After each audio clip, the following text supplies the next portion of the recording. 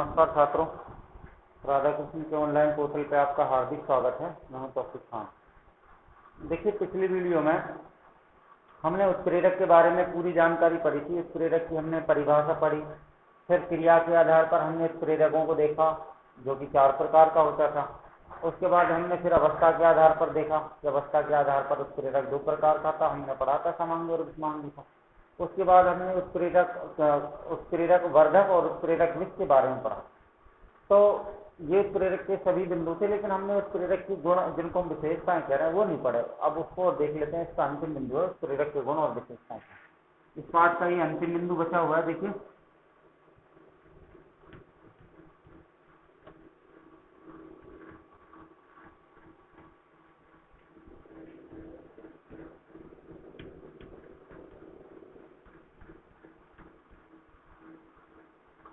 देखिए, उत्प्रेरक किसको कहा था? हम लोगों ने कहा था कि वे बाहरी पदार्थ होते हैं जो रासायनिक अभिक्रिया के वेग में परिवर्तन कर देते हैं परंतु स्वयं अपरिवर्तित रहते हैं। उत्प्रेरक कहलाते हैं। पढ़ाता है सब।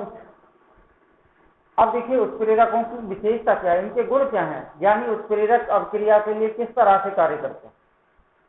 देखिए, आपको याद रखना है कि उत्प्रेरकों की गुण और विशेषताएं निम्नलिखित हैं। उत्प्रेरकों की गुण या विशेषताएं निम्नलिखित हैं जो निम्न है। पहला देखिए, पहला गुण क्या है? पहला गुण है कि उत्प्रेरक केवल अभिक्रिया के वेग में परिवर्तन करते हैं। पहला गुण क्या है या पहली विशेषता क्या है? उत्प्रेरक केवल अभिक्रिया के वेग में परिवर्तन कर देते हैं परंतु स्वयं के भार व संगठन में कोई परिवर्तन नहीं होता। यानी उत्प्रेरक केवल अभिक्रिया के वेग में परिवर्तन करते हैं, स्वयं कैसे रहते हैं? अपरिवर्तित रहते हैं। ठीक है। दूसरा, उत्प्रेरकों की थोड़ी सी मात्रा ही किसी अभिक्रिया को पूरा करने के लिए पर्याप्त होती है। उत्प्रेरक की थोड़ी सी मात्रा ही, सूक्ष्म मात्रा ही रासायनिक अभिक्रिया को पूरा करने के लिए पर्याप्त होती है। तीसरा, एक विशिष्ट अभिक्रिया के लिए, यानी एक विशिष्ट अभिक्रिया के लिए उत्प्रेरक अलग अलग होते हैं। किसी विशिष्ट अभिक्रिया के लिए विशिष्ट उत्प्रेरक होता है। इस प्रकार एक उत्प्रेरक सभी रासायनिक अभिक्रियाओं को उत्प्रेरित नहीं कर सकता, अर्थात सभी अलग अलग अभिक्रियाओं के लिए अलग अलग उत्प्रेरकों की आवश्यकता होती है। कुछ बात समझ में? यानी किसी विशिष्ट अभिक्रिया को उत्प्रेरित करने के लिए, अभिक्रिया में वेग में परिवर्तन करने के लिए अलग अर्थात विशिष्ट उत्प्रेरक की आवश्यकता होती है। जब एक विशिष्ट अभिक्रिया को एक विशिष्ट उत्प्रेरक ही उत्प्रेरित करता है तो फिर इसका मतलब ये हुआ कि एक उत्प्रेरक सभी अभिक्रियाओं को उत्प्रेरित नहीं कर सकता, अर्थात अलग अलग अभिक्रियाओं के लिए अलग अलग उत्प्रेरकों की आवश्यकता होती है। ठीक है, 3 हो गए। चौथा देखिए, किसी रासायनिक अभिक्रिया में उत्प्रेरक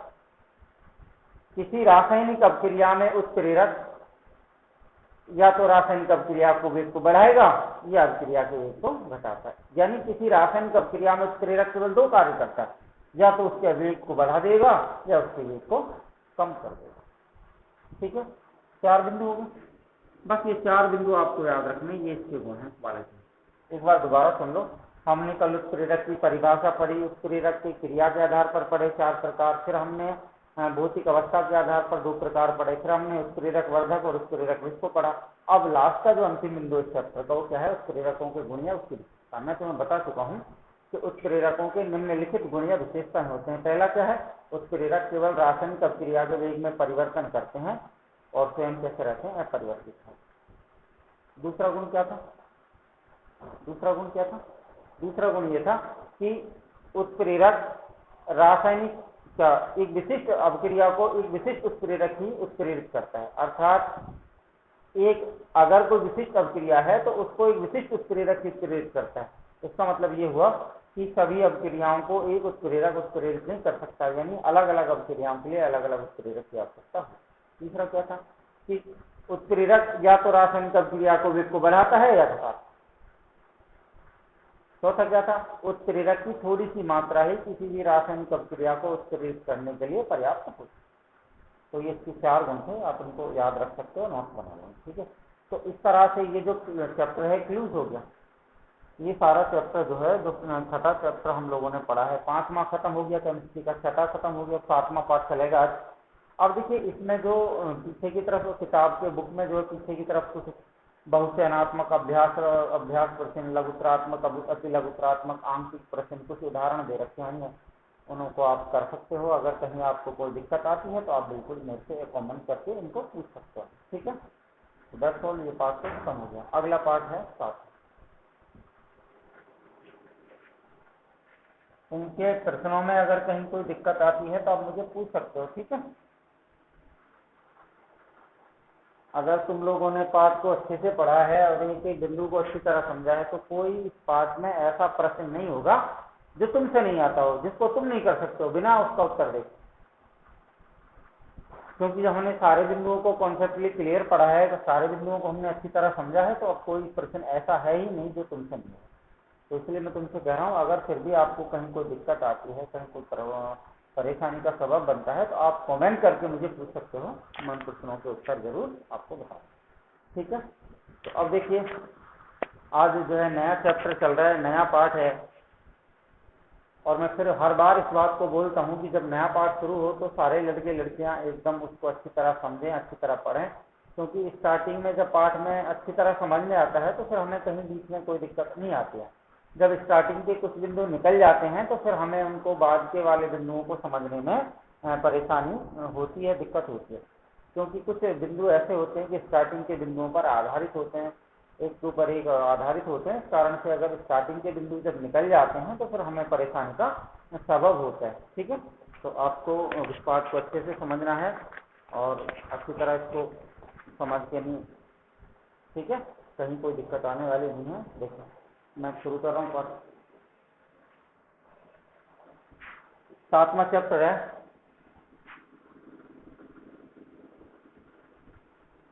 पाठ का नाम क्या है?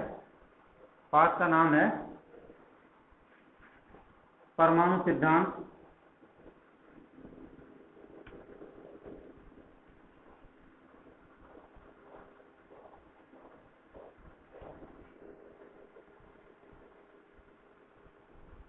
तत्वों का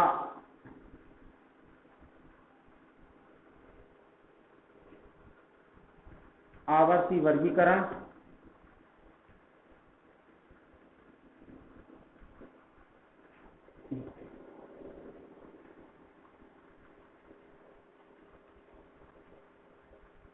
एवं गुणधर्म।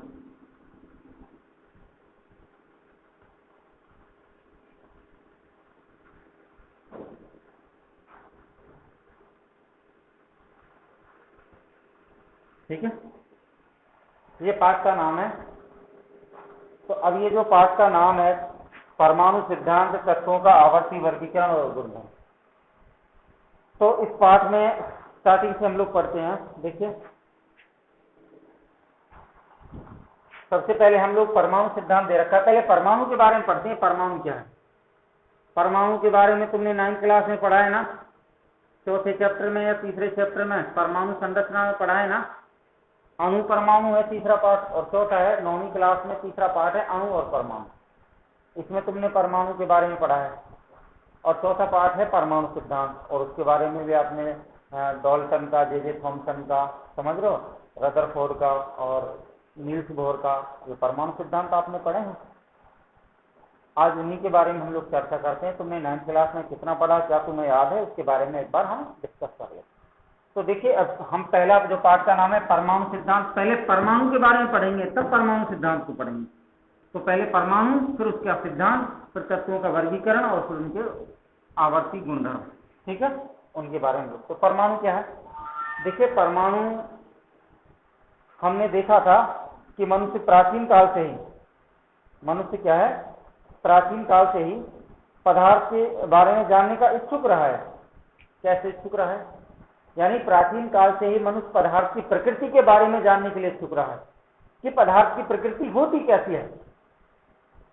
इस पदार्थ की प्रकृति को समझने के लिए मनुष्य प्राचीन काल से ही, जब से पृथ्वी की उत्पत्ति हुई तब से लेकर के मनुष्य इस बात के बारे में जिज्ञासु रहा है, जानने का इच्छुक रहा है कि पदार्थ होता कैसा। लगभग ईसा 500 ईसा पूर्व, लगभग 500 ईसा पूर्व कुछ प्राचीन भारतीय दार्शनिक तथा ग्रीक दार्शनिकों ने पदार्थ की प्रकृति को जानने के लिए कुछ परिमाण इकट्ठे किए। क्या इकट्ठे किए थे? कि पदार्थ की वास्तविक प्रकृति कैसी होती है। क्या पदार्थ गोलाकार होता है? क्या पदार्थ डंबल के आकार का होता है? यानी पदार्थ की स्ट्रक्चर कैसा है, उसकी संरचना कैसी है, पदार्थ बना किन किन का होता है। तो देखिए, आपको सुनना है, याद रखना है। मैं आपको बता रहा था कि पदार्थ के बारे में मनुष्य जानने के लिए प्राचीन काल से जिज्ञासु रहा है और उसने पदार्थ की प्रकृति को समझने के लिए बहुत सारे सालों से इसके बारे में सोचा है, समझा है। तो क्या हुआ, ईसा से लगभग या 500 ईसा पूर्व कुछ प्राचीन भारतीय दार्शनिक तथा ग्रीक दार्शनिक ने तत्व की प्रकृति के बारे में जानने के लिए, पदार्थ की प्रकृति में को जानने के लिए कुछ परिमाण इकट्ठे किए। तो क्या हुआ, तो एक भारतीय दार्शनिक जिसका नाम क्या था, महर्षि कणाद।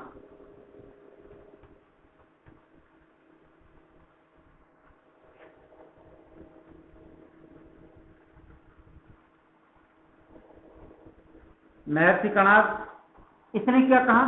देखिए, आप पहले बात को अच्छी तरह समझिए। हम पढ़ के आ रहे हैं, 7वां चैप्टर पढ़ रहे हैं और 7वां चैप्टर का नाम है परमाणु सिद्धांत, तत्वों का आवर्ती वर्गीकरण और गुणधर्म। ठीक है, तो परमाणु सिद्धांत को पढ़ने से पहले हमें परमाणु के बारे में जानना है। तो आपको लिखना क्या है? लिखना है आपको कि मनुष्य प्राचीन काल से पदार्थों के बारे में जानने का इच्छुक रहा है। 500 ईसा पूर्व कुछ भारतीय दार्शनिक जिनके नाम क्या है, महर्षि कणाद और पकुदा काव्यायाम, तथा कुछ ग्रीक दार्शनिक जिनमें डेमोक्रिटस और ल्यूसिपस, ये ग्रीक दार्शनिक थे। इन्होंने तत्वों के बारे में, पदार्थ के बारे में जानने के लिए कुछ प्रमाण इकट्ठे किए थे। तब भारतीय दार्शनिक महर्षि कणाद ने क्या कहा कि यदि हम किसी पदार्थ को तोड़ते जाएं तो अंत में एक ऐसी संरचना प्राप्त होती है जिसे और तोड़ा नहीं जा सकता। उसे इसने क्या कहा? परमाणु। कुछ बात समझ में आई? देखो, मैं जो समझा रहा हूं वो समझो। शुरू में क्या लिखा था? हाँ, देखिए, हम पढ़ रहे हैं परमाणु के बारे में। आपको याद रखना है, परमाणु तो जब पता लगेगा, पहले पदार्थ का तो पता लगे। तो प्राचीन काल से ही मनुष्य पदार्थ की प्रकृति के बारे में जानने के लिए इच्छुक रहा है, जिज्ञासु रहा है। तो 500 ईसा पूर्व कुछ भारतीय दार्शनिक जिनका महर्षि कणाद और पकुदा काव्यायाम था, तथा कुछ ग्रीक दार्शनिक जिनमें डेमोक्रिटस और ल्यूसिपस था, ने पदार्थों की उत्पत्ति या पदार्थों के बारे में जानने के लिए कुछ प्रमाण इकट्ठे किए। तब महर्षि कणाद ने क्या कहा? इकट्ठा करने के बाद कहा कि अगर हम किसी पदार्थ को तोड़ते जाएं तो अंत में एक ऐसी संरचना प्राप्त होती है जिसको और तोड़ा नहीं जा सकता। क्या कहलाता है? परमाणु। उसी समय एक अन्य भारतीय दार्शनिक जिसका नाम क्या था? पकुदा काव्यायाम। क्या नाम था उसका? पकुदा काव्यायाम। उसी समय एक अन्य भारतीय दार्शनिक, क्या नाम उसका? पकुदा काव्यायाम, ने क्या कहा कि अगर पदार्थों को या छोटे छोटे कणों को आपस में जोड़ने से हमें पदार्थों का निर्माण, हम क्या काम करें? छोटे छोटे पदार्थों को जोड़ें या छोटे छोटे कणों को जोड़ें तो परमाणुओं का निर्माण होता है। अब देखिए, इसने 2 शब्द लिखे। हमारे सिलेबस में केवल पदार्थ के बारे में लिखा है, बाकी जब कक्षाओं में आप पढ़ोगे तो आप उसने क्या कहा कि जब छोटे छोटे पदार्थों को जोड़ा जाता है तो परमाणु बनते हैं। एक हमारे सिलेबस में क्या दे रखा है? हमारे सिलेबस में कह रहा है कि जब हम छोटे छोटे कणों को जोड़ते हैं, आपस में संयुक्त करते हैं तो पदार्थों का निर्माण। उसने इसके बारे में ऐसा कहा। कब कहा? जब 500 ईसा पूर्व उसने पदार्थों के बारे में जानने के लिए जो कुछ प्रमाण इकट्ठे किए थे, उनमें उसने क्या पाया कि जब छोटे छोटे कणों को आपस में संयोजित किया जाता है, संयुक्त किया जाता है तो पदार्थ का निर्माण। महर्षि कणाद ने क्या कहा? महर्षि कणाद ऐसा कहा कि अगर हम किसी पदार्थ को तोड़ते जाएं तो अंत में एक ऐसी संरचना प्राप्त होती है जिसे और तोड़ा नहीं जा सकता। क्या कहलाता है? इसे परमाणु। पकुदा काव्यायाम को छोड़ करा। उसके पश्चात उसी समय, ये तो कौन थे? दोनों भारतीय दार्शनिक थे।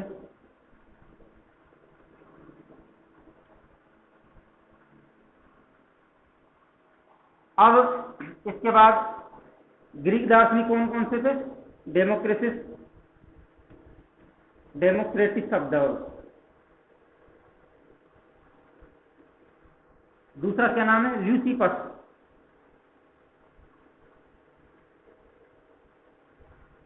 डेमोक्रेटिस ने और ल्यूसिपस ने क्या कहा, ये तो भारतीय दार्शनिक थे, ये कौन है, ग्रीक दार्शनिक।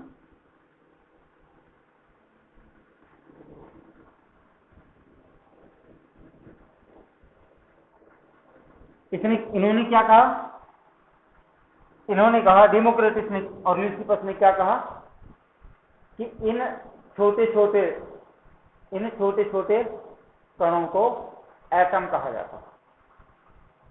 क्या कहा, इन छोटे छोटे कणों को एटम कहा जाता है, जो ग्रीक भाषा का शब्द है।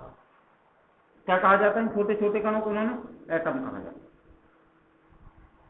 क्या कहा जाता है, एटम, जिन्हें ग्रीक भाषा के शब्द एटोमियो से, एटोमस नहीं, एटोमियो से लिया गया है। इन छोटे छोटे कणों को एटम कहा जाता है, जो ग्रीक भाषा के शब्द एटोमियो से लिया गया है, जिसका हिंदी में अर्थ होता है कभी ना काटे जाने वाला।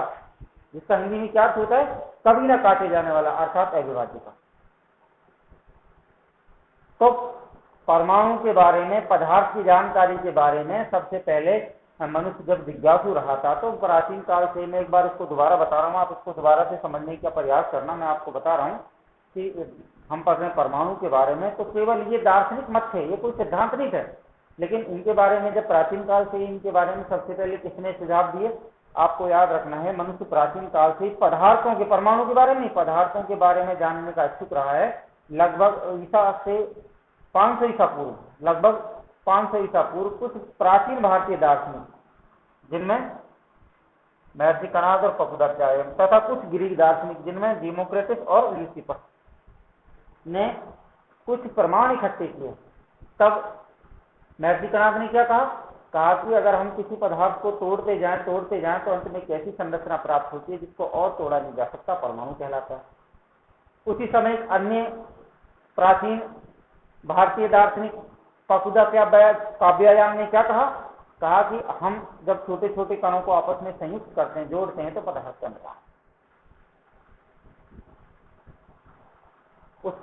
उसके पश्चात ग्रीक दार्शनिक डेमोक्रेटिस ने क्या कहा, डेमोक्रेटिस तथा ल्यूसिपस ने क्या कहा कि इन छोटे छोटे और बारीक कणों को एटम कहा जाता है, जिसे ग्रीक भाषा के शब्द एटोमियो से लिया गया है, जिसका हिंदी में अर्थ होता है कभी ना काटे जाने वाला, अर्थात अविभाज्य का, जिन्हें क्या कहते हैं, परमाणु कहते हैं।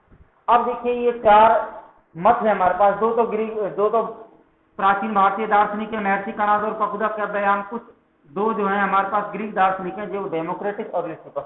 इन दोनों ने परमाणु के बारे में कुछ हमें जानकारियां दी हैं, लेकिन ये जानकारियां जो है केवल दार्शनिक विचारों पर आधारित थी, केवल दार्शनिक मतों पर आधारित थी। इनके बारे में कोई वैज्ञानिक प्रमाण या वैज्ञानिक पुष्टि हमारे पास, या वैज्ञानिक सिद्धांत या कोई हमारे पास क्रियाकलाप नहीं था। ये जो मत थे, जो जैसे अब महर्षि कणाद तो कह रहा है कि अगर हम किसी पदार्थ को तोड़ते जाएं तो कैसी संरचना आती है, जिसे तोड़ा नहीं जा सकता, वो परमाणु है। पकुदा काव्यायान क्या कह रहा है, जब इन छोटे छोटे बारीक कणों को आपस में जोड़ा जाता है तो इनसे ही पदार्थ बनते हैं। डेमोक्रेटिस और ल्यूसिपस क्या कह रहा है कि इन छोटे छोटे और बारीक कणों को एटम कहा जाता है, जो ग्रीक भाषा के शब्द एटोमियो से लिया गया है, जिसका हिंदी में अर्थ होता है कभी ना काटे जाने वाला, अर्थात अविभाज्य कण, जिसे क्या कहा जाता है, परमाणु कहा जाता है। तो देखिए, चारों की लगभग एक जैसी विचारधारा है, परंतु ये विचारधारा केवल दार्शनिक मतों पर आधारित थी। ये इनके लिए या इनके पास में कोई वैज्ञानिक प्रमाण या प्रूफ नहीं था, ना ही कोई वैज्ञानिक सिद्धांत थे। अतः 18वीं शताब्दी के अंत में कुछ ऐसे कार्यों का जन्म हुआ, कुछ ऐसे क्रियाकलाप हुए जिससे परमाणु सिद्धांतों की पुष्टि हो गई, जिससे परमाणु सिद्धांतों की पुष्टि की गई। सबसे पहले कौन आया है डाल्टन। तो ये तो जो हमने मत पढ़े, चार जो हमने परिभाषाएं पढ़ी हैं, ये केवल वैज्ञानिक विचारों पर आधारित थी, दार्शनिक मतों पर आधारित थी। इनके लिए जो ये परिभाषाएं हमने दी है कि किसी तत्व को हम तोड़ते जाएं, अंत में कैसी संरचना आती है जिसे परमाणु कहा जाता है, जिसको किसने कहा, महर्षि कणाद ने कहा। ल्यूसिपस और डेमोक्रेटिस ने छोटे छोटे कणों को अविभाज्य एटम कहा है। एटम को इंग्लिश का वर्ड है, हिंदी में इसको परमाणु कहते हैं, जो ग्रीक भाषा के शब्द एटोमियो से लिया गया है, जिसका हिंदी में क्या होता है, कभी ना काटे जाने वाला, अर्थात इतना बारीक होता है कि इसको और तोड़ा नहीं जा सकता, जिसे परमाणु कहता है। तो लगभग तीनों चारों की एक जैसी परिभाषाएं थी, परंतु इन परिभाषाओं को प्रमाण के लिए देखिए, विज्ञान तो प्रयोग द्वारा पुष्ट और वर्गीकृत ज्ञान को विज्ञान कहा जाता है।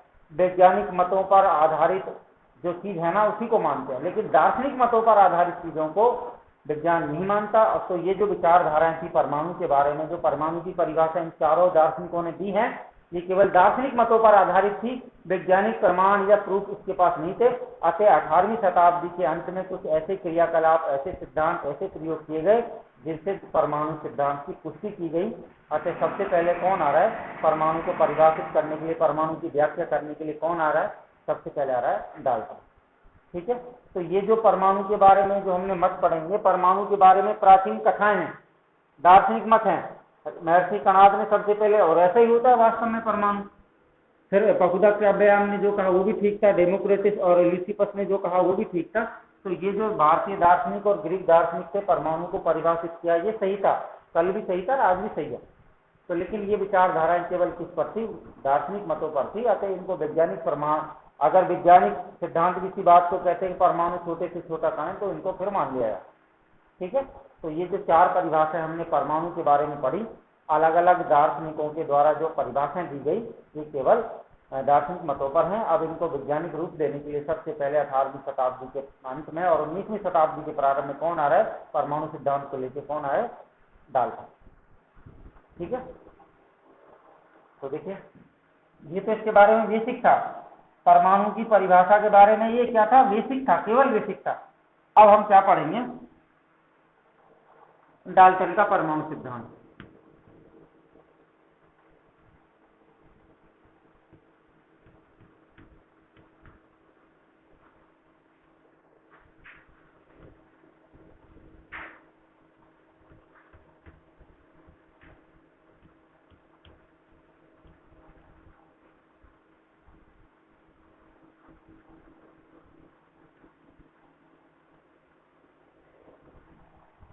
जॉन डाल्टन कब आया है?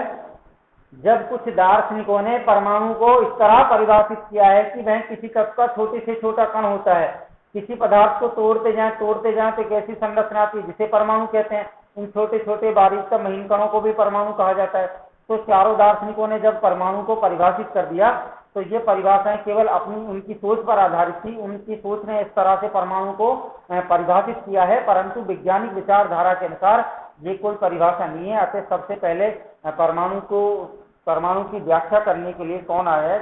18वीं शताब्दी के अंत में और 19वीं शताब्दी के प्रारंभ में डाल्टन। तो अब पढ़ेंगे हम डाल्टन का परमाणु सिद्धांत। ठीक है, तो वो जो हमने चारों दार्शनिकों की बातें पढ़ी थी, वो केवल हमारा बेसिक था, जो परमाणु के बारे में सर्वप्रथम विचार थे। महर्षि कणाद, पकुदा क्राब्याम, डेमोक्रेटिस और ल्यूसिपस, इन चारों के विचारों को परमाणु के बारे में हमने पढ़ा है कि वो परमाणु के बारे में क्या कहते थे। अब लेकिन वो जो मत थे, चारों जो हमने चारों जो हमने वो पढ़ी हैं, परमाणु के बारे में जो बातें पढ़ी हैं, वो केवल दार्शनिक मतों पर हैं। अब उनको वैज्ञानिक रूप देने के लिए कौन आ रहा है? 19वीं शताब्दी के प्रारंभ में डाल्टन। तो डाल्टन का परमाणु सिद्धांत सुनिए, इसके बारे में अब समझना इसको ध्यान से। मैं टाइम देख लेता हूँ बस। डाल्टन का परमाणु सिद्धांत क्या है? देखिए, सन 1808 में जॉन डाल्टन ने परमाणु की व्याख्या करने के लिए एक सिद्धांत दिया।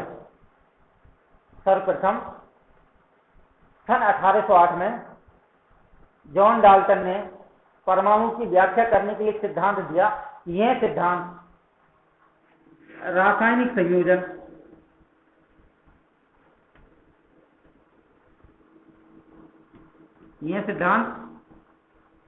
रासायनिक संयोजन, द्रव्यमान संरक्षण, निश्चित अनुपात,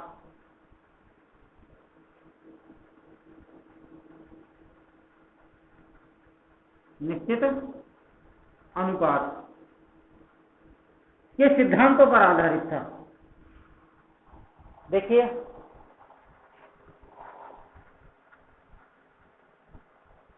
महर्षि कणाद, पकुदा क्राब्याम, डेमोक्रेटिस और ल्यूसिपस के विचारों को, दार्शनिक मतों को वैज्ञानिक रूप देने के लिए सर्वप्रथम कौन आया है? John Dalton. जॉन डाल्टन ने सन 1808 में अपना परमाणु सिद्धांत दिया। यह सिद्धांत रासायनिक संयोजन, द्रव्यमान संरक्षण और निश्चित अनुपात के नियमों पर आधारित। तो जॉन डाल्टन ने परमाणु सिद्धांत को समझाने के लिए सर्वप्रथम सन 1808 में अपना परमाणु सिद्धांत प्रस्तुत किया। यह सिद्धांत रासायनिक संयोजन, द्रव्यमान संरक्षण और निश्चित अनुपात के नियमों पर आधारित था, जिसके निम्नलिखित बिंदु थे। अब वो बिंदु कौन कौन से थे डाल्टन के परमाणु सिद्धांत के? उन बिंदुओं को हमें याद रखना है जिसके निम्नलिखित बिंदु थे। पहला बिंदु देखिए, डाल्टन के परमाणु सिद्धांत का पहला बिंदु मैं आपको बता रहा हूं। पदार्थ छोटे छोटे कणों से मिलकर बना होता है, यानी छोटे छोटे कण आपस में मिलकर के एक बड़ी संरचना बनाते हैं उनके पदार्थ, यानी प्रत्येक पदार्थ छोटे छोटे कणों से मिलकर बना होता है। दूसरा बिंदु क्या है? इन कणों को, इन छोटे छोटे कणों को, इन कणों को अविभाज्य कण को, इन कणों को अविभाज्य कहा गया, क्योंकि इतने बारीक और महीन होते हैं कि इनको तोड़ना असंभव ही नहीं है। इतनी बारीक और महीनतम संरचना है जिसको और तोड़ा नहीं जा सकता। तो इसको, इनको, इन छोटे छोटे कणों को क्या कहा? इन छोटे छोटे कणों को उसने अविभाज्य कण कहा। तीसरा क्या था? तीसरा था कि एक ही तत्व के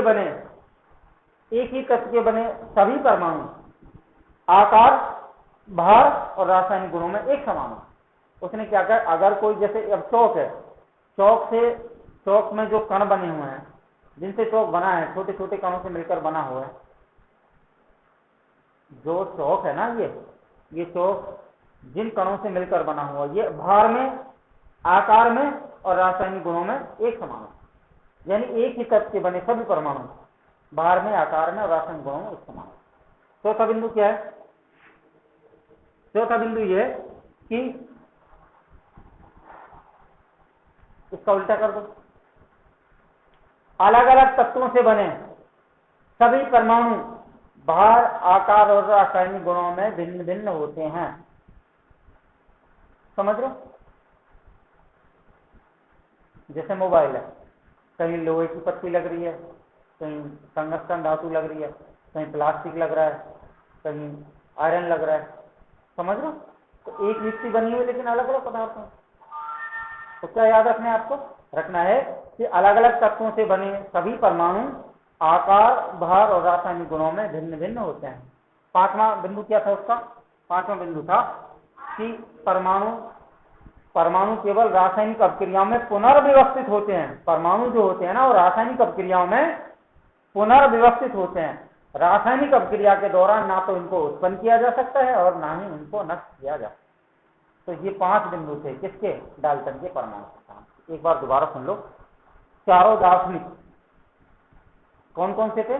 महर्षि कणाद, फकुदा काव्यायाम, डेमोक्रेटिस और ल्यूसिफर ने जो परमाणु के बारे में परिभाषाएं दी थी, उन परिभाषाओं को सही रूप देने के लिए, वैज्ञानिक रूप देने के लिए सर्वप्रथम सन 1808 में डाल्टन ने अपना परमाणु सिद्धांत प्रस्तुत किया। यह सिद्धांत रासायनिक संयोजन, द्रव्यमान संरक्षण और निश्चित अनुपात के नियमों पर आधारित था, जिसके निम्नलिखित बिंदु थे। पहला बिंदु क्या था? पहला बिंदु यह था कि छोटे पदार्थ बहुत छोटे छोटे कणों से मिलकर बना हो। दूसरा बात, इन छोटे छोटे कणों को अविभाज्य कण कहा जाता है। तीसरी बात आपको याद रखनी है, एक ही तत्व के बने सभी परमाणु भार, आकार और रासायनिक गुणों में एक समान होते हैं। अलग अलग तत्वों से बने सभी परमाणु भार, आकार और रासायनिक गुणों में अलग अलग होते हैं, भिन्न भिन्न होते हैं। ठीक है, उसमें एक समान होते थे भाई। एक ही तत्व से बने सभी परमाणु भार, आकार और रासायनिक गुणों में एक समान होते हैं। इसका उल्टा चौथा क्या है कि अलग अलग तत्वों से बने सभी परमाणु भार, आकार और रासायनिक गुणों में भिन्न भिन्न होते हैं, अलग अलग होते हैं। पांचवा बिंदु क्या था कि परमाणु रासायनिक अपक्रिया के दौरान केवल पुनर्व्यवस्थित होते हैं। रासायनिक अपक्रिया के दौरान ना तो इनको उत्पन्न किया जा सकता है और ना ही इनको नष्ट किया जा सकता। तो ये समझ में आया ना डाल्टन का परमाणु सिद्धांत क्या है? हाँ, ये 5 बिंदु आपको याद रखने, बोल बोल के इनको नोट बना के। ठीक है, परंतु डाल्टन के परमाणु सिद्धांत अनेक तथ्यों को समझाने में असफल रहा। बहुत से ऐसे तथ्य थे, बिंदु थे जिनको ये समझाने में असफल रहा। बाद में परमाणु के बारे में ये पता चला कि परमाणु में और भी बहुत सारे कण, छोटे छोटे कण विद्यमान रहते हैं, जिनके कारण परमाणु की संरचना कुछ अलग होती है। इस कारण से ये सिद्धांत असफल हो गया। अब इस सिद्धांत की कमियों को दूर करने के लिए कौन आएगा? J Thomson. वक्त हो चुका है, जे थॉमसन को हम कल पढ़ेंगे, ठीक है। अब तो हमने आज 3 बिंदु पढ़ी, एक बार मैं और टाइम देख लेता हूँ, टाइम हो चुका है। एक बार मैं आपको फिर बता रहा हूँ, उस पाठ को हमने रासायनिक गुणों के, प्रेरक के रासायनिक गुण पढ़े, वो पाठ छठा खत्म हो गया था। 7वां पाठ हमने शुरू किया है, पाठ का नाम है परमाणु सिद्धांत, तत्वों का आवर्ती वर्गीकरण और गुणधर्म, ठीक है। हमने सबसे पहले परमाणु के बारे में पढ़ा। परमाणु के बारे में कुछ जो दार्शनिक मत थे उनकी परिभाषा हमने देखी, जिनमें 4 कौन कौन से थे? एक तो महर्षि कांट था, फकुदा का व्यायाम था, चौथा डेमोक्रेटिस था, चौथा लिसिपस था। चारों ने इनको परिभाषित किया, मैं आपको बता चुका हूँ कैसे कैसे किया है। उसके बाद फिर ये जो बात थी परमाणु की, जो परिभाषा थी, ये केवल दार्शनिक मतों पर आधारित थी, इसके लिए हमारे पास कोई वैज्ञानिक प्रमाण नहीं थे। अतः 18वीं शताब्दी के अंत में कुछ ऐसे कार्य किए गए जिनसे परमाणु सिद्धांत के बारे में नई खोजें हुई। तो सबसे पहले 19वीं शताब्दी के प्रारंभ में, यानी 1808 में जॉन डाल्टन ने परमाणु को लेकर के अपना सिद्धांत प्रस्तुत किया, जिसे परमाणु सिद्धांत कहते हैं। यह सिद्धांत जो है रासायनिक संयोजन और द्रव्यमान संरक्षण तथा निश्चित अनुपात के नियमों पर आधारित था, जिसके निम्नलिखित बिंदु थे। उन 5 बिंदुओं को मैं आपको बता चुका हूँ, ठीक है। उनको लिख लेना। लास्ट में आपको फिर क्या लिखना है? 5 बिंदुओं के बाद लिखना है कि परंतु डाल्टन अनेक तथ्यों को समझाने में असफल रहा। उसके बाद कुछ ऐसी खोजें हुई जिससे पता लगा कि परमाणु के बारे में, कि परमाणु के अंदर बहुत सारे छोटे छोटे कण विद्यमान होते हैं, जिसके कारण परमाणु की संरचना कुछ अलग होती है। इस कारण से सिद्धांत असफल हो गया, और इसको दूर करने कौन आएगा? कल देखेंगे। जय जय। ठीक है, उम्मीद है समझ में आएगा। बस तक।